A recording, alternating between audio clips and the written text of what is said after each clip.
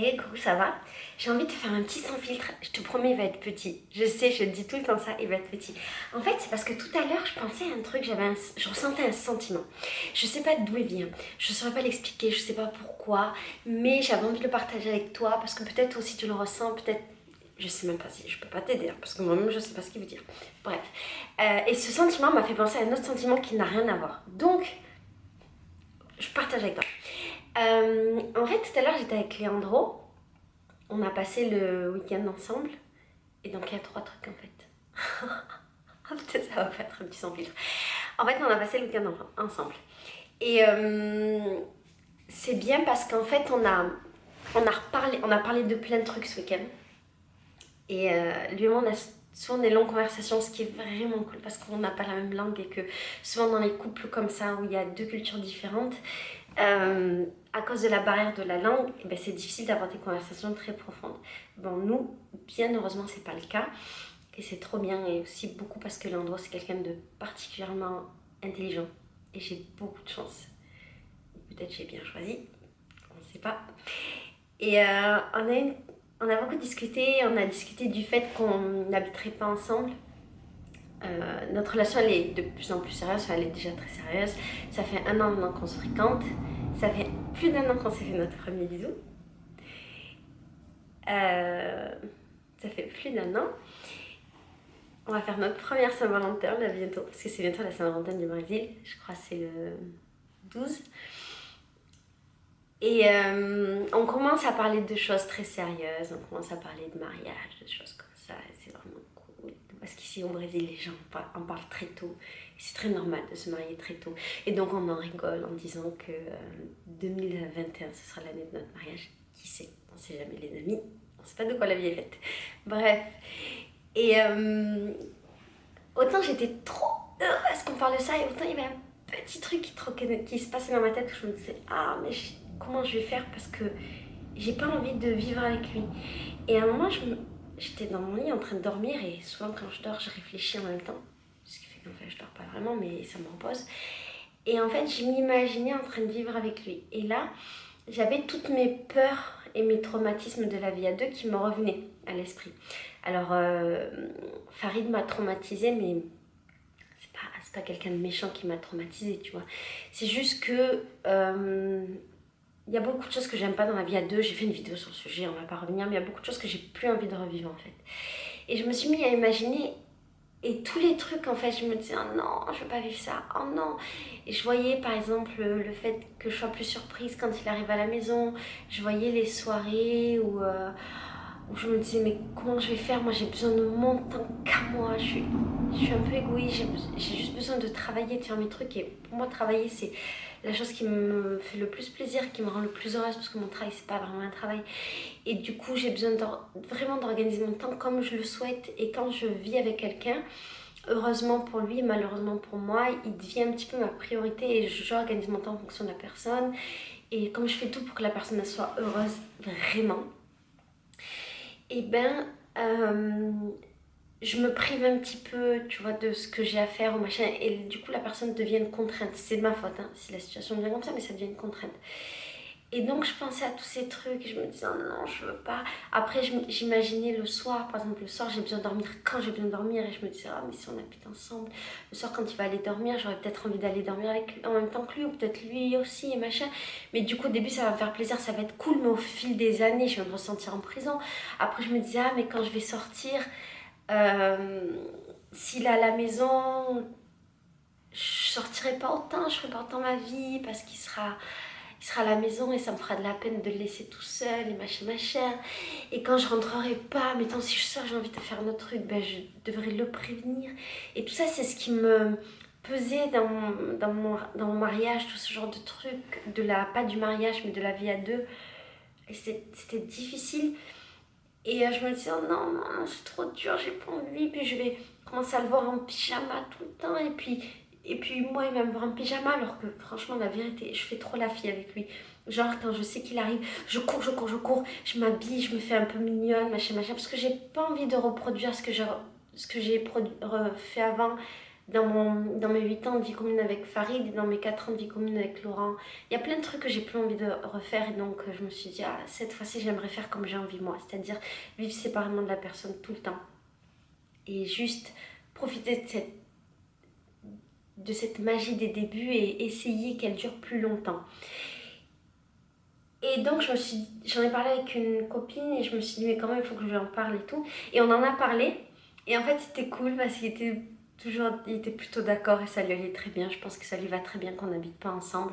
Parce que lui-même il a un peu les mêmes contraintes que moi finalement. Je sais pas pourquoi je te raconte ma vie mais on s'en fout, c'est un sans fil. J'ai le droit de raconter toute ma vie. C'est le postulat. Mais lui il a les mêmes contraintes parce qu'il est musicien et du coup il a besoin d'avoir son propre temps qu'à lui pour... par exemple, faire le psychopathe et jouer jusqu'à 3 heures du mat pour apprendre des musiques ou pour créer des musiques. Il a besoin de son temps pour traîner avec ses potes, il a besoin de son temps pour son fils, il a besoin de son temps pour sa mère, il a besoin de son propre temps pour faire sa vie. Et du coup, ça l'arrange bien et c'était trop bien. J'étais trop heureuse, vraiment, j'étais vraiment heureuse.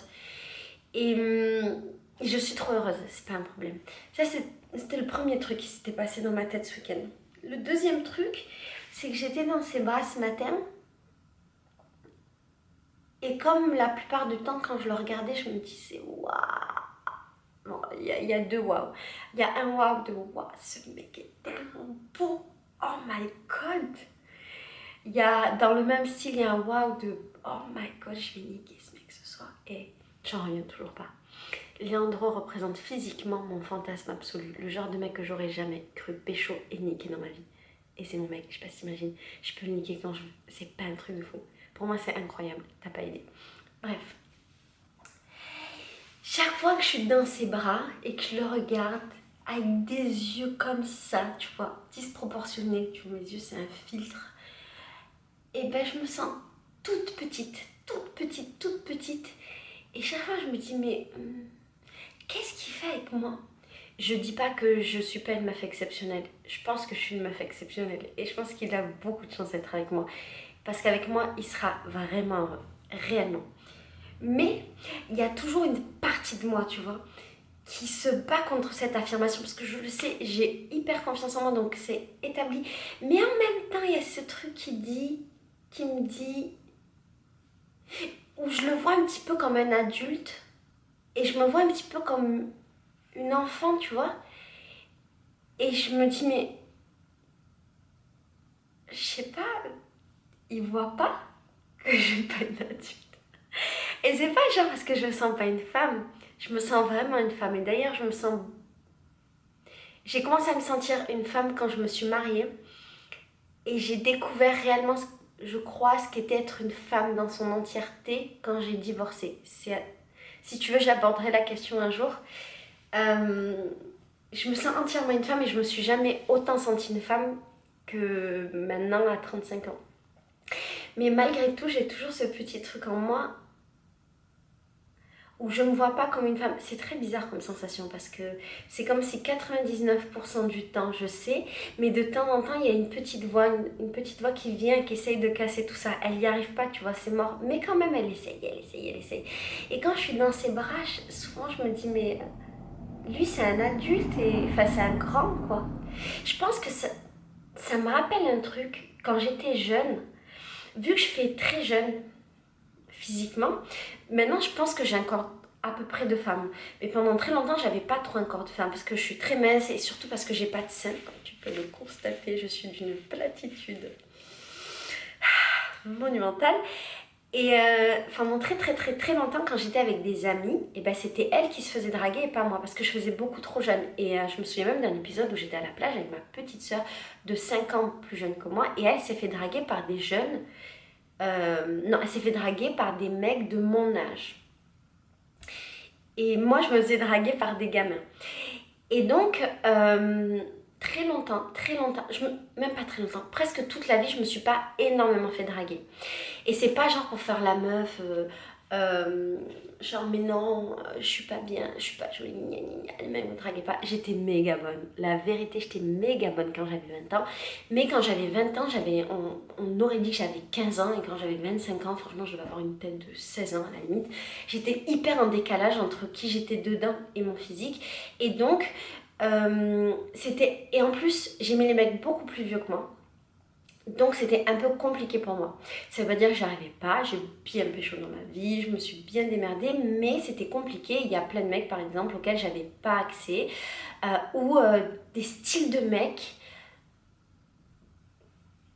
que je pensais que je pouvais pas y avoir accès. C'est plus ça, je pensais que je pouvais pas y avoir accès.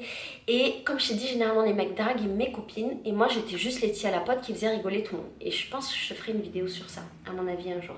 Et donc j'étais les tia à la pote et ça s'est vachement ancré en fait dans ma construction, tu vois, dans qui je suis. Je suis un peu la fille qu'on drague pas parce que j'ai l'air plus jeune ou que j'ai l'air plus petite ou machin. Alors que franchement, je savais que je valais mes copines et peut-être même je valais plus, tu vois, mais en tout cas, je les valais.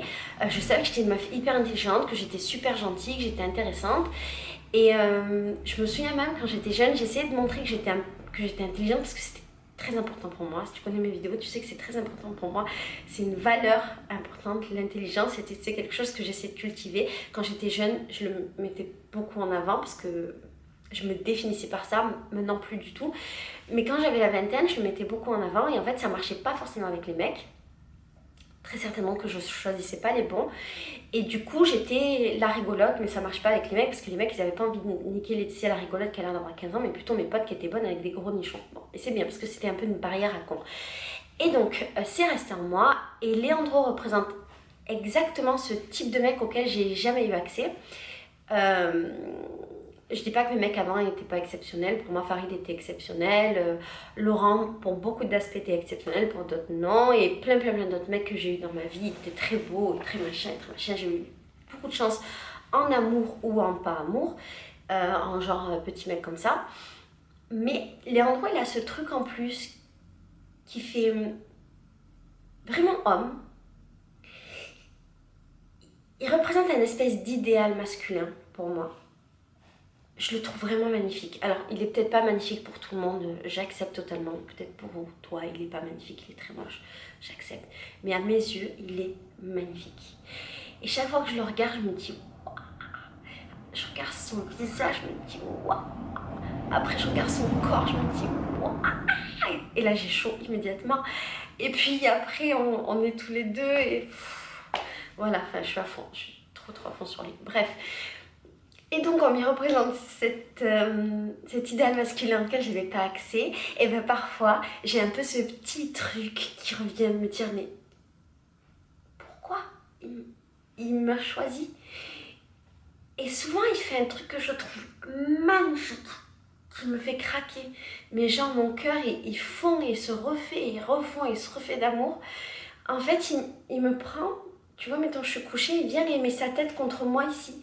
Comme si c'était moi un peu qui devais le protéger. Et c'est tellement magnifique. Et quand il fait ça, je me sens vachement grande. Tu vois, et je le sens tout petit, mais en même temps, je sais qu'il est tout grand et que je suis tout petite. Et en plus, physiquement, il est tout grand et je suis tout petite.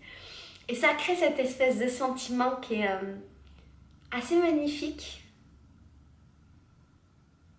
Mais que je sais pas trop expliquer, tu vois. Je sais pas pourquoi je suis émue. Je suis vraiment mongole. Non mais je pleure de bonheur. Je suis vraiment le mongole du pleurage. Tu sais qu'en fait je pleure tout le temps. Et quand je pleure dans mes vidéos, je coupe parce que c'est mort. Mais là c'est des sans fil, je coupe pas. De toute façon c'est bon, j'ai réussi à contenir mes larmes. Bref, je passe. Et donc... je te promets, je suis... En fait, je suis émue. Je suis émue d'amour. C'est trop bizarre.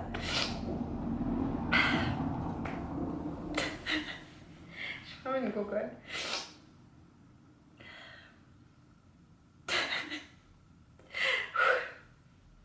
Bref. Comme la proposition de ces vidéos, c'est que je coupe pas. Pour une fois, je vais pas couper, d'accord? Donc tu vas subir mes larmes, tant pis. Si tu veux en pleurer ensemble, c'était une raison pour pleurer. C'était une raison pour pleurer, si tu veux en pleurer ensemble, profite.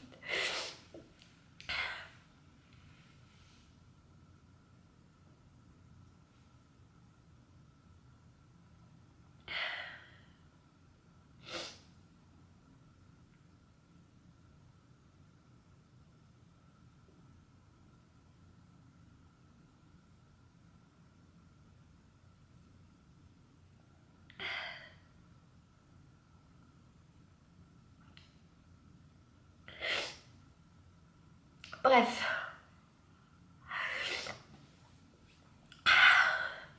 Et donc, ça m'a fait penser à autre chose, mais qui me fait pas pleurer. Je vais pleurer sur l'autre histoire, mais c'est pas ça qui me fait pleurer.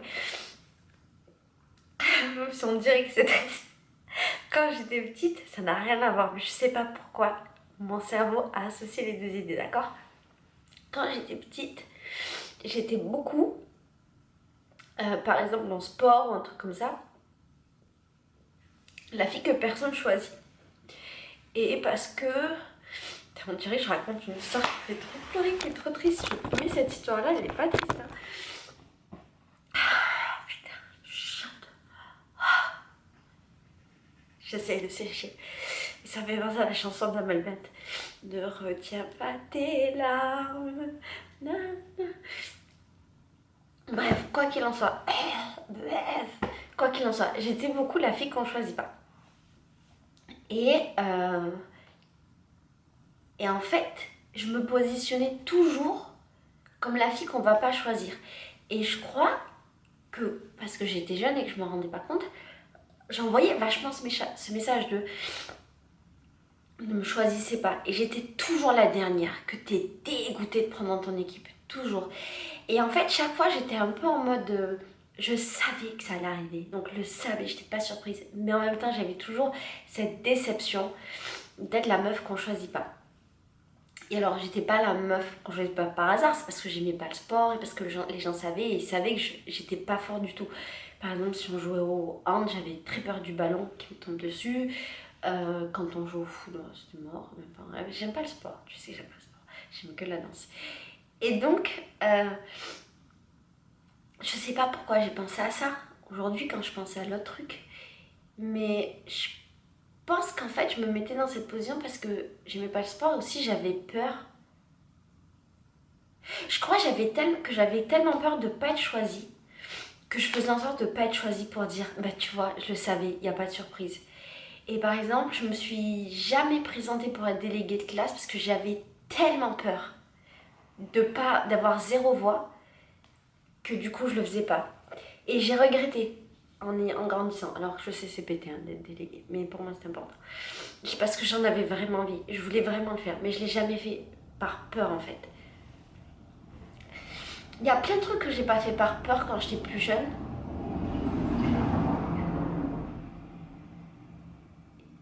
Et que je comprends maintenant en étant grande. Et maintenant, tu vois, je m'efforce tous les jours de ma vie de plus avoir peur. Et si j'ai peur, bam, j'y vais. Parce que c'est pas normal, en fait, d'avoir peur. Par exemple, mais des fois, je crois que je le fais encore.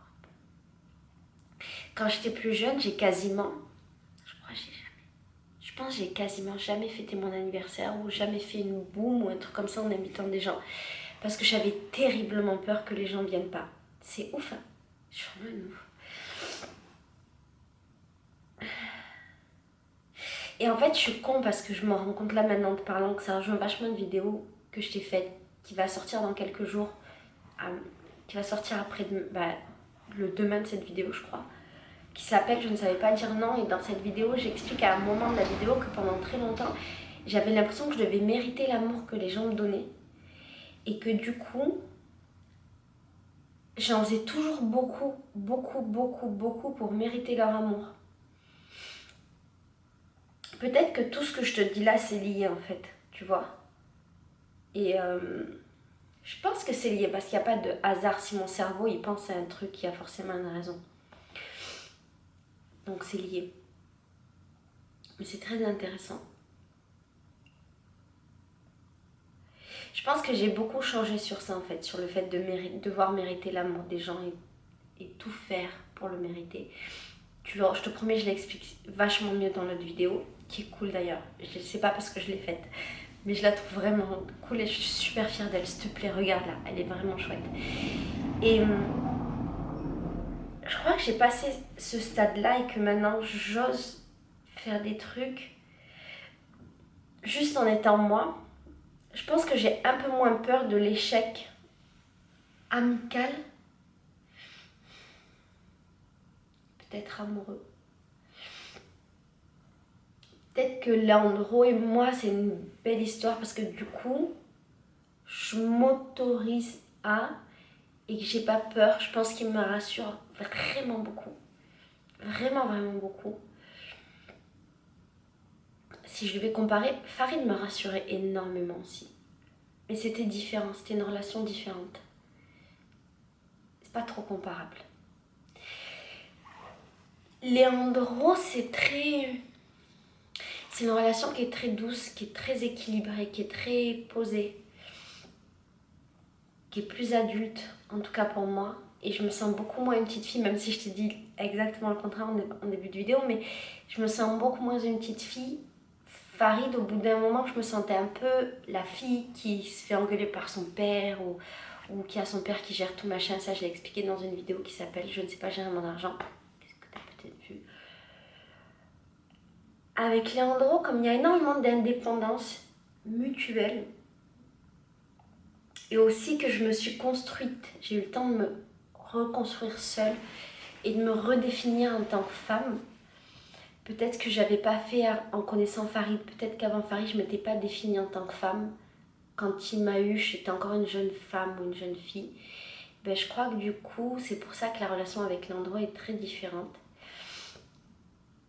Elle me comble énormément, elle me rend vraiment heureuse et je trouve que j'ai trop de chance de pouvoir la vivre. J'aimerais vraiment qu'elle dure très très très très très longtemps. Peut-être toute la vie, on verra. Mais je crois que lui aussi, il aimerait que ça dure toute la vie, alors c'est plutôt cool. On verra. L'histoire, c'est souvent des cycles. Donc on verra combien de temps durera ce cycle-là. Bref, voilà, ça devait être une petite vidéo. J'ai fait une vidéo de 25 minutes, je suis désolée. Mais je pense que tous ces trucs sont liés. Peut-être t'es une psy et tu vas me dire ce que t'en penses. Ou peut-être t'es une psy de comptoir et fais-toi plaisir aussi. Il n'y a pas de problème, je te jugerai pas. Voilà, je vais juste te dire ce qu'il y avait dans ma tête ces derniers jours. Je te fais des bisous. Et si t'as pleuré avec moi, ben, désolée de t'avoir fait pleurer. Ou peut-être c'est bien, peut-être qu'il y avait des choses qui devaient sortir. Quand on pleure, c'est jamais pour rien. Bisous, ciao.